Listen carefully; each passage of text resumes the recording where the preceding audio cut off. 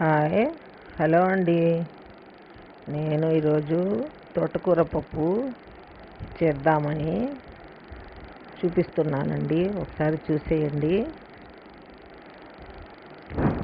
ఒక 100 గ్రాములు కందిపప్పు కుక్కర్ తీసుకున్నాను. కుక్కర్లో ఒక 100 గ్రాములు కందిపప్పు వేసి బాగా వాష్ చేసుకున్నాను. 2 టైమ్స్ వాష్ చేసుకున్న తర్వాత ఒక గ్లాస్ వాటర్ పోసేసి అక్కడ పక్కన పెట్టాను. రైస్ కుక్కర్ తీసుకొని రైస్ కూడా కడిగేద్దామని, అన్నం కూడా వండుకోవాలి. అందుకని రైస్ కూడా బాగా వాష్ చేసుకొని వాటర్ వేసి 2 గ్లాస్ వాటర్ వేసి పెట్టేశాను నేను. ఇంకా తర్వాత ఒక టమాటాలు 3 టమాటాసు, పచ్చిమిర్చి వాష్ చేసి పక్కన పెట్టి సన్నగా కట్ చేసుకొని ముక్కలుగా కట్ చేసి రైస్ కుక్కర్లో వేసుకుంటున్నాను.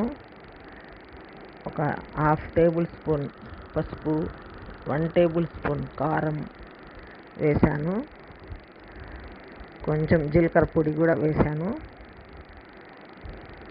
ముందే మేము తోటకూర ముందు రోజే శుభ్రం చేసి పెట్టుకున్నాము. తోటకూర తీసుకొని ఆ తోటకూర ఇప్పుడు ఒక పెద్ద బౌల్లో వేసి బాగా 2 టైమ్స్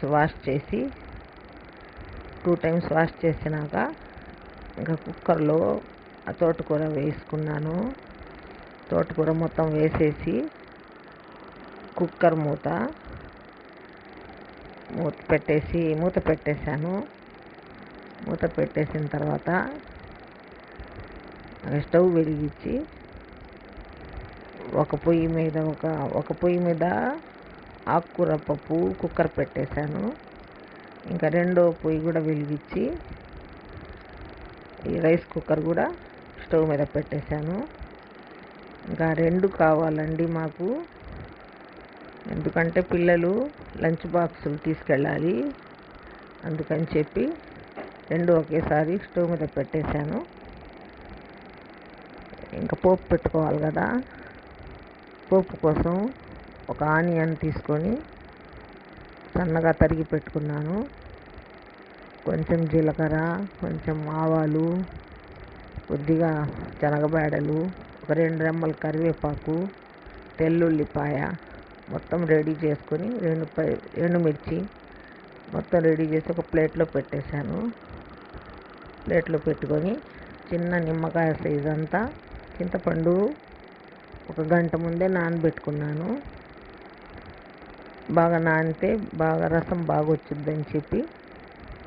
ఇంకా తర్వాత విజిల్స్ వస్తున్నాయి, కుక్కర్లోకి విజిల్స్ వస్తున్నాయి. ఒక పక్క రైస్ కూడా ఉడుకుతూ ఉంది. ఇంకా 4 విజిల్స్ వచ్చినాయి. 4 విజిల్స్ వచ్చిన తర్వాత ఇంకా బాగా ఉడికిపోయి ఉంటుందని చెప్పి స్టవ్ ఆఫ్ చేసేసాను. స్టవ్ ఆఫ్ చేసి పక్కన పెట్టేసి ఈ పోపుకి ఒక కడాయి పెట్టుకున్నాను, చిన్న కడాయి. దాంట్లో 3 టేబుల్ స్పూన్ ఆయిల్ వేసుకొని ఈ ఆనియన్ మొత్తం పోపు మొత్తం వేసేసాను. ముందే రెడీ చేసి పెట్టుకున్నాను కదా పోపు మొత్తం వేసేసి సిమ్ మీద పెట్టి పోపు కాలుతూ ఉంటుందని చెప్పి కుక్కర్ మూత తీసి, కుక్కర్ ఆవిరంతా పోయింది, కుక్కర్ మూత తీసి ఎనుక్కుంటున్నాను. బాగా ఎనుక్కొని ఈ చింతపండు పిసికి రసం కూడా వేసేసాను. ఇంకా ఒకసారి రైస్ చూసుకుందామని చెప్పి ఇంకా రైస్ కలియబెట్టాను. రైస్ కూడా ఉడికిపోయింది. సిమ్ మీద పెట్టేశాను. ఇంకా పోపు ఒకసారి కలిపి, ఇంకా పోపు కూడా బాగా కాలిన తర్వాత ఈ పోపు తోటకూర పప్పులో వేసుకున్నాను. తోటకూర పప్పులో వేసి బాగా ఒకసారి గరిటె తీసుకొని బాగా ఒకసారి కలుపుకున్నాను పోపు మొత్తము. నా వీడియో నచ్చితే ప్లీజ్ లైక్ చేయండి, షేర్ చేయండి, సబ్స్క్రైబ్ చేయండి. నాకు తెలుగు అంతగా రాదండి, మీరే అర్థం చేసుకోండి.